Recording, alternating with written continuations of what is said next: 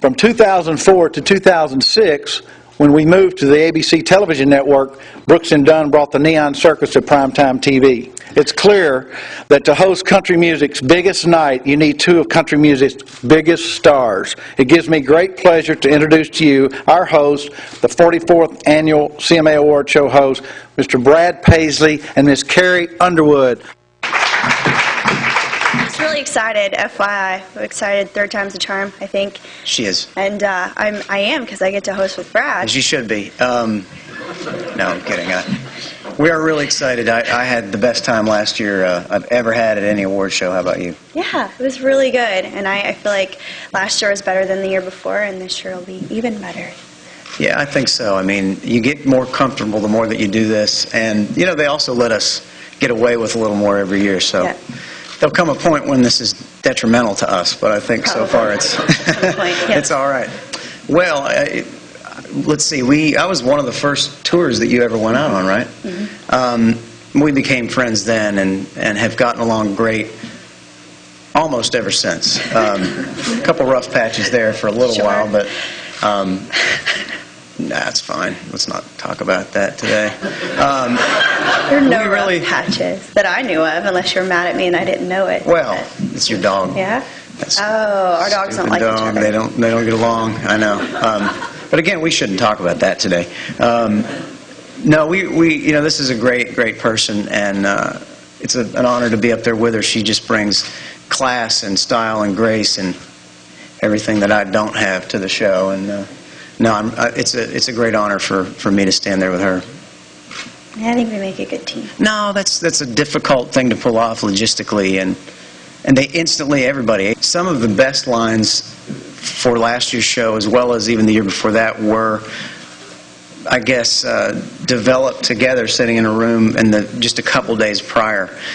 Last year, one of my favorite moments came about 48 hours before the show, which we were sitting around talking about how to end the monologue. We felt like it was really cool with these songs and sort of parodies of old country songs, bringing in timely things, but it needed an ending, and she said out of the blue, "Don't Tim and Faith both have fragrances?" And that's where I loved that whole bit. Yeah. It was really, for me, being able to call out Tim and Faith on the front row, knowing that when I said I'm wearing McGraw, that I knew what he would do, which was, he was like, because I know there's a part of Tim McGraw, as cool as it is, as many guys wear the fragrance, that's a little horrified that there's a fragrance with his name out there on it, just like I would be. And I'm sure he sells a lot, and it does smell great. But every man, it's like, Brad Paisley, base and foundation. I just don't know if I'd... even if that made me $50 million, there would always be a part of me. Development. Yeah. But being able to call him out on that, and this being, Carrie's total idea to do it this way, and then for her to say I'm wearing Faith. It's cool, too, because we also, in the whole scheme of things, we really start out, like, reading what's on the teleprompter, and towards the end of the night, it's like, meh. Yeah, that goes so far out the window. And this year, they really gave us some room to do that. And I remember sitting in the meeting also in that same one, and earlier a couple weeks prior, and saying, "What if Jimmy Dickens was Kanye West?" Totally prepared for the naysayers to sort of say, "Well, no, that's a difficult thing to pull off logistically," and they instantly, everybody, ABC and the CMAs, and we love it. Do you think he'd do it? I said, "Yeah, I know he'd do it." Jimmy loves performing, so. Well, I unfortunately missed actually being there in person when the CMAs were not held at the, I don't even know what it's called now. You never got to go to the old place? No, yeah. my first CMAs was actually in New York. My first one, I was like, this is even kind of random. I'm in New York. Right, which felt, trust me, completely different than any show we've ever done, or probably will do ever again. I mean, when you pick up a show and move it out of this town, it becomes a different thing. And, I've never had to take a cab to the CMAs prior to that. That was new for me. It's like, they're like, "We need you." It's like, "Yeah, I know, but I don't have change." Like, "Can you pay this guy?" For me, thinking about the moments, I mean, probably the most memorable and one of the most important events for me as a young adolescent teen was Reba's dress. I mean, I think back to the one that was way down to here that looked like she, backwards dress. And that was at the old Opera House. Yeah, the one she accidentally wore backwards. Yeah, that one. That changed my life. Now, I think about, in all seriousness, the Dolly Parton. Another here, my mind goes to something else instantly again. But I know what you're thinking when I say Dolly Parton, and no, I'm talking about when she had the gospel choir. So shame on you. And did He's Alive. And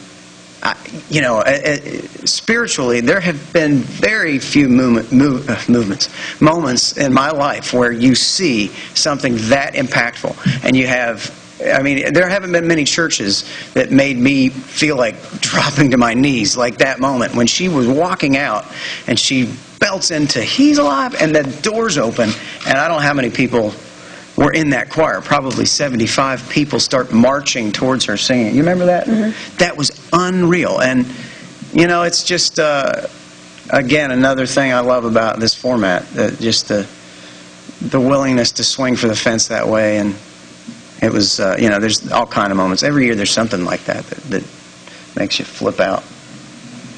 Most of my memories of hosting are me running from dressing room to stage and back again. But, I mean, just getting to kind of see, things from the background. We're lucky we get monitors in our dressing room, so we get to watch what's going down even if we're not out there. Mm-hmm. It's only been 2 years.